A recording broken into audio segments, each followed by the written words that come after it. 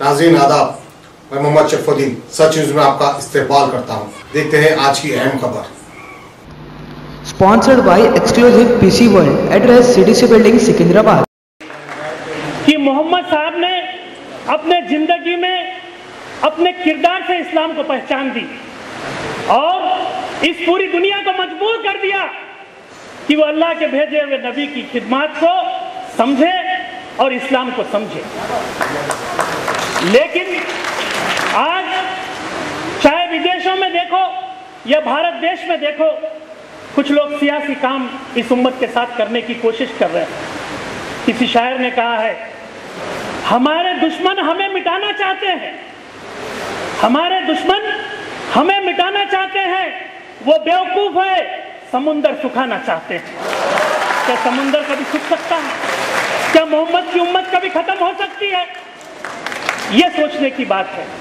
मैं ज्यादा तकरीर आपके बीच में नहीं कहूंगा, लेकिन एक चीज हिंदुस्तान की सरजमी पे मैं कहना चाहता हूं, जो भी हिंदू मुसलमान इस जलसे में मौजूद है वो ये बात याद रखे कि आज एक सियासी जमात और संघ परिवार के लोग एक मजहब को निशाना बनाने की कोशिश कर रहे हैं और उनका यह इल्जाम है कि आप क्या देशभक्त हैं। मैं आपको कहना चाहता हूं, 2002 तक नागपुर के आरएसएस के कार्यालय पर तिरंगा झंडा नहीं था।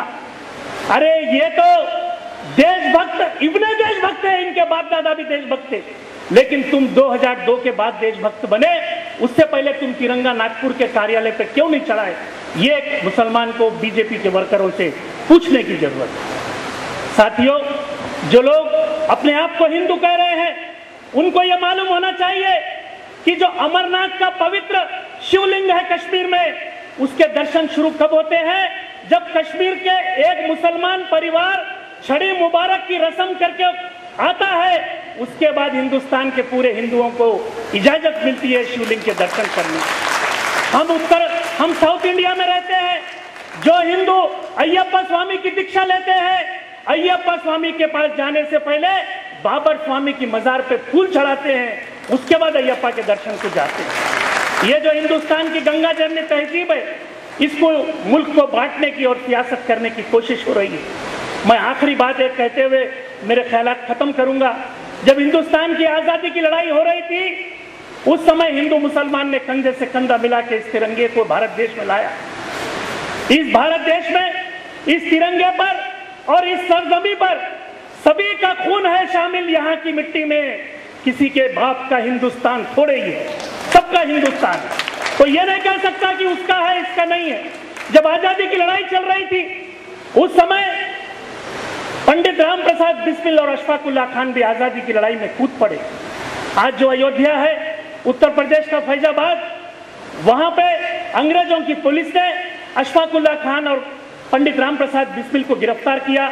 अंग्रेजी अदालत में केस चला, अंग्रेजी अदालत ने दोनों को फांसी की सजा सुनाई। फैजाबाद की सेंट्रल जेल के एक ही बैरक पे अशफाक उल्लाह खान और पंडित राम प्रसाद बिस्मिल को बंद करके रखा गया। सुबह फांसी होनी थी तो पंडित राम प्रसाद बिस्मिल रात में एक गाना गुनगुनाते थे कि भारत माँ मैं फिर आऊंगा तुझको आजाद कराऊंगा, भारत माँ मैं फिर आऊंगा तुझको आजाद कराऊंगा। जब वो ये बार बार ये बात को गुनगुनाते थे तो अशफाक उल्लाह खान बेचैन हो जाते थे। जब आधी रात के बाद पंडित राम प्रसाद बिस्मिल ने फिर एक बार कहा कि भारत माँ मैं फिर आऊंगा तुझको आजाद कराऊंगा, तो अशफाक उल्लाह खान से रहा नहीं गया।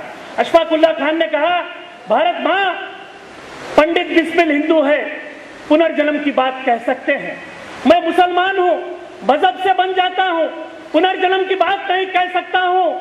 गर खुदा मिल गया मुझे तो अपनी झोली फैला दूंगा, जन्नत के बदले एक जन्म और मांगूंगा, भारत में आऊंगा तुझको आजाद कराऊंगा। ये जज्बात रखने वाले मुसलमान इस देश के वफादार है। जो लोग हिंदुस्तान में हिंदू मुसलमान को लड़ाने की बात कर रहे हैं, उनको ये कान खोल के सुन लेना चाहिए कि पीढ़ी दर पीढ़ी ये बुजुर्ग, ये हिंदुस्तान की तारीख में लिखा है कि जो भी लाल किले पे आज तिरंगा फहरा रहा है वो भी मुगल बादशाह ने बनाया है, कोई आरएसएस के लीडर ने नहीं बनाया। इस बात को हमको सोचने की जरूरत है। साथियों, मैं इन्हीं ख्यालात के साथ भाई अजरुद्दीन का बहुत बहुत शुक्रिया अदा करता हूं और जो लोग अलहज बन चुके हैं और अलहज बनने के लिए जिन लोगों ने खिदमत दी है, मैं अपने दिल की गहराइयों से उन सबको मुबारकबाद और शुक्रिया अदा करता हूं। जय हिंद।